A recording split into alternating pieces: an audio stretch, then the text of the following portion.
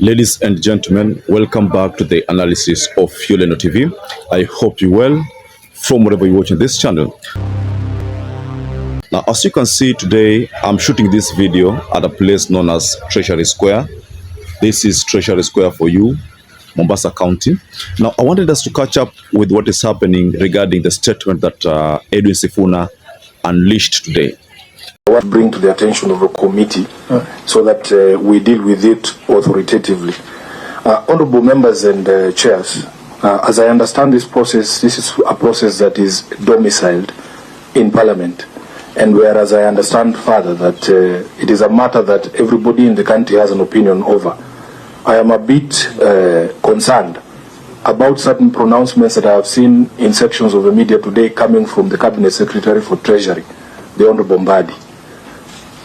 He has made extremely prejudicial statements to this process. And I wanted to know, is the mediation on the Division of Revenue Act happening in Parliament or in the Executive? Because it is not possible for us to sit here as members of the National Assembly and the Senate to undertake this constitutional process, and yet we have a Cabinet Secretary in charge of Treasury speaking in terms that are final, saying that he cannot add counties a single cent. Now, this is in line with a statement that CS Mbadi released yesterday, and also in line with the statement that Raila Amolo Odinga also released, and it's all about the county allocation. We all know there is a stalemate right now, and counties have been crying, going to an extent of saying that they will be forced to stop some services simply because the government has not paid them the county, or actually has not done the county allocations. Now, there's something that Edwin Sifuna seems to be bothered about, and it's really the fact that CS Mbadi seems to have forgotten some of the struggles of ODM. You know, this issue of ODM and CS Mbadi joining the government has not sat well with majority of Kenya, and this is something that we all know about. There has been mixed, or rather confusion here, because there are factions who still believe that ODM is not in government, but there are factions that believe that ODM is in government. So for the factions that believe that ODM is in government, they are not happy with what CS Mbadi is doing. So I want us to go into these statements which CS Mbadi released, and a statement that Edwin Sifuna, the Senator of Nairobi County, also released as a counter message to Mbadi's statement. Because based on Senator Edwin Sifuna, he is not happy with the position that Mbadi is taking. And according to Sifuna, it's as if CS Mbadi has quickly transformed into a Kenya Kwanza diehard, one who doesn't care about the Kenyans, about counties, about policies. Before we further this analysis, I'd like to kindly encourage you to like this video. It's so important because that is the only way YouTube shares our video. And also don't forget to subscribe to this channel because that is the only way you appreciate the work of our channel. Thanks so much for those who've been supporting us before. Now, I will not waste a lot of time. I want to take you to a statement that Edwin Sifuna released. Then I will share a statement that Edwin Sifuna reacted to. So first of all, listen to what Edwin Sifuna was saying. I understand this process. This is a process that is domiciled in Parliament. And whereas I understand further that it is a matter that everybody in the country has an opinion over, I am a bit concerned about certain pronouncements that I have seen in sections of the media today coming from the Cabinet Secretary for Treasury, the Honorable Mbadi. He has made extremely prejudicial statements to this process. And I wanted to know, is the mediation on the Division of Revenue Act happening in Parliament or in the Executive? Because it is not possible for us to sit here as members of the National Assembly and the Senate to undertake this constitutional process, and yet we have a Cabinet Secretary in charge of Treasury speaking in terms that are final, saying that he cannot add counties a single cent, and he's speaking as if the money is his personal money. Honorable Speaker, Honorable Chair, under the doctrine of separation of powers, we have three arms of government. We have Parliament, we have the Executive, and we have the Judiciary.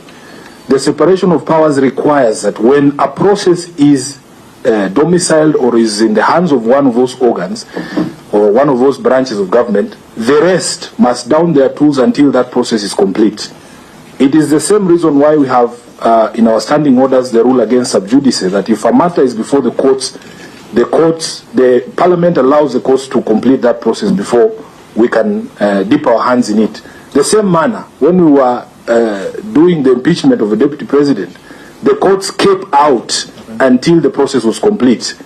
We as a committee must pronounce ourselves on the position that is being taken by members of the executive on a matter that is actively before this house.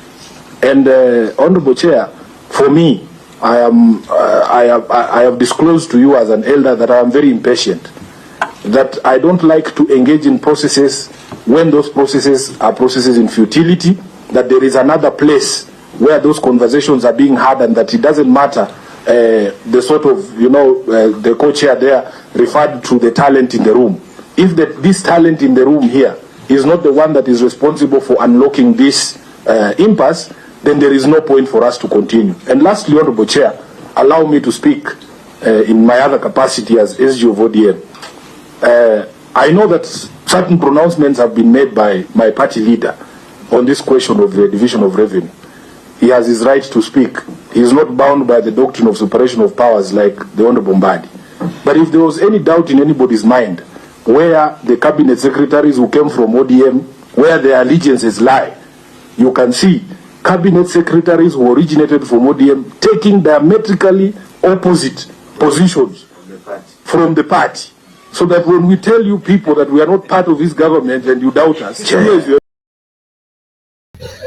now, very well, ladies and gentlemen, that is Edwin Sifuna, who appears to be very mad, very, very unhappy over the statements which CS Mbadi made. And CS Mbadi was literally trying to support the Kenya Kwanza government. And this is a shift from the initial position of CS Mbadi. We all remember during the grilling or the vetting of the CS Mbadi, there are positions which he made known to the Kenyans, and so many Kenyans were happy about CS Mbadi. And there's a position that CS Mbadi was forced to respond to as to whether he was going to transform to going to behave the same way other CSs who are always in the treasury behave, the way they behave. So based on the statement from Sifuna, it's as if Sifuna is trying to tell us that Mbadi has quickly transformed to these other CSs who've been there. I mean, his style of leadership is just the same as the others, meaning Mbadi is not adhering to the policies of ODM anymore. And this position is supported by a statement that Raila Amolo Odinga also released a couple of days ago, when Raila boldly said that devolution is under a threat. I think you also remember that video. Maybe you might want to watch this video from Raila Amolo Odinga. From president to governor to Senate to MPs and all the way to the members of county assemblies. People know the roles and responsibilities assigned to positions they choose to run for, and nobody should attempt to change the roles and responsibilities midway. It is urgent that both houses come together to allow the country governments get their rightful share of funds and discharge their responsibilities to the people of the country. The National Assembly must do the right thing and work with the Senate to get the correct amount of money to counties. More than a decade into the two levels of government, the management and funding of devolved units should be getting more efficient and more predictable. The current standoff and attempts to tamper with the location indicate a dangerous backward march. I urge our members of parliament to be enablers of devolution and refuse to be in partnership with those determined to frustrate and kill devolution. Very well, ladies and gentlemen, that was a position that Raila Amolo Odinga took. You know, in fact, if you listen to Sifuna very well, Sifuna was saying something that people can now attest to the fact that it is true ODM is not in the Kenya Kwanza government. Why? Because of the statement, or rather of the position that Raila Amolo Odinga gave without taking into consideration whether Ruto is going to be unhappy with him. Raila released his statement and talked about how devolution is slowly being killed. That was the position that Raila Amolo Odinga released. You know, the funny thing is that Mbadi is still a part of ODM, but we know that he relinquished the leadership of ODM chairman, so he's still part of ODM. So Mbadi making that kind of stand known to people has actually irritated Edwin Sifuna more. In fact, I want you to pay a very keen attention to the video from CS Mbadi also. Nothing making it difficult for me to come out and tell the country that we are facing a cash crunch. But if we are not, then why would I if that was happening, why would I keep quiet? But if we are not, let us not distort information. Let us not misinterpret facts. The Council of Governors are aware that what they are saying is not true. And I had to seek legal opinion from the Attorney General. And so I sought that legal opinion. And the legal opinion was released to us by the Attorney General, where she agreed that we could allocate or transfer funds to the counties up to no more than 50% of the previous year's allocation. The previous year's allocation is 385 billion. So this was based on the regulations that we could transfer up to that amount. So immediately I calculated and I found that is 192.5 billion.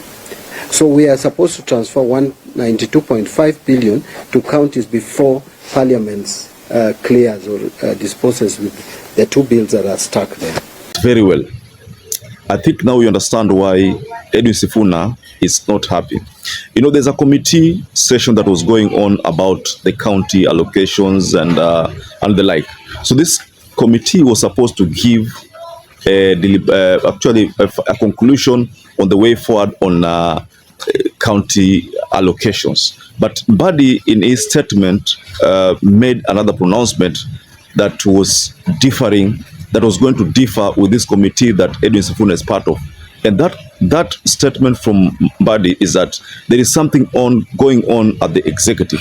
And because there's something going on at the executive, it appeared as if even if this committee that Edwin Sifuna is part of comes up with some recommendation, it was not going to be followed. That at this executive wing, things were being worked on and that the decision was going to be made there. And the decision from the committee that Sifuna is part of wasn't going to make any change at all. So Sifuna is not happy with that fact because he says that he is not happy being in a committee and on a project or a process that will end in futility. So that is the reason why Sifuna hana raha. Anajua kwamba hii at the end of the day hakuna mali story itaenda. Hii story itaharibikia tu pale na itakuwa imeisha. That Ruto ataamua na executive ule kwamba watapeana pesa fulani na ni hivyo. That this committee's deliberations will not be taken into consideration. So that is the main reason why Sifuna thinks that CS Mbadi ameangusha wa Kenya. In fact, what Sifuna wants ni kwamba kama CS Mbadi anaona kwamba hawezi kudeliver zile vitu according to ODM wishes, basi aachane nayo kazi, because that's the position by Edwin Sifuna, ladies and gentlemen. So I want to rest my case there. What do you think about this statement coming from Sifuna? Just go below in the comment section and you can tell us about that. So perhaps if you're watching this video and you've not subscribed, take 1 second and subscribe, like this video. Until you catch up again, stay safe and stay blessed.